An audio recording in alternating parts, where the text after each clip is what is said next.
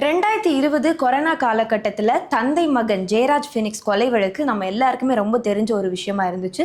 அந்த வழக்குக்கு இப்போ 6 வருடங்களுக்கு பிறகு அந்த குற்றத்தில் ஈடுபட்ட 9 குற்றவாளிகளுக்குமே, அதாவது 9 காவலர்களுக்குமே மரண தண்டனை விதிக்கப்பட்டிருக்கு.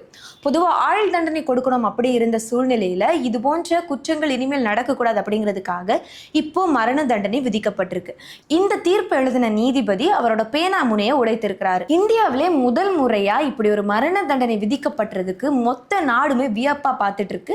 இந்த தீர்ப்பை வழங்கின நீதிபதி முத்துக்குமரன். அது மட்டும் இல்லாம அந்த 9 காவலர்களுமே இணைந்து கலெக்ட் பண்ணி அந்த குடும்பத்திற்கு 1,40,00,000 இழப்பீடு வழங்கப்படணும் அப்படின்னு அந்த தீர்ப்புல எழுதப்பட்டிருக்கு. அது மட்டும் இல்லாம அந்த தீர்ப்பு எழுதின உடனே அந்த பேனா முனையை அந்த நீதிபதி உடைத்திருக்காரு. இந்த பேனா முனை உடைக்கப்படுவதற்கான காரணம் என்ன அப்படின்னு பார்த்தா, அது இரத்தக்கரை படிந்த ஒரு தீர்ப்பு. இந்த தீர்ப்பை இனி பேனா முனை உடைக்கப்பட்டனால இனி யாராலுமே மாற்ற முடியாது.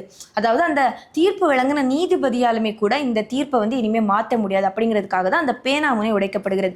குடியரசுத் தலைவர் கிட்ட போகலாம், இல்ல மனு கொடுக்கலாம், கருணை மனு கொடுக்கலாம் அப்படின்னு எதுவுமே இதுல இனிமே சாத்தியமாகாது. அந்த 9 நபர்களுக்குமே மரண தண்டனை தான்.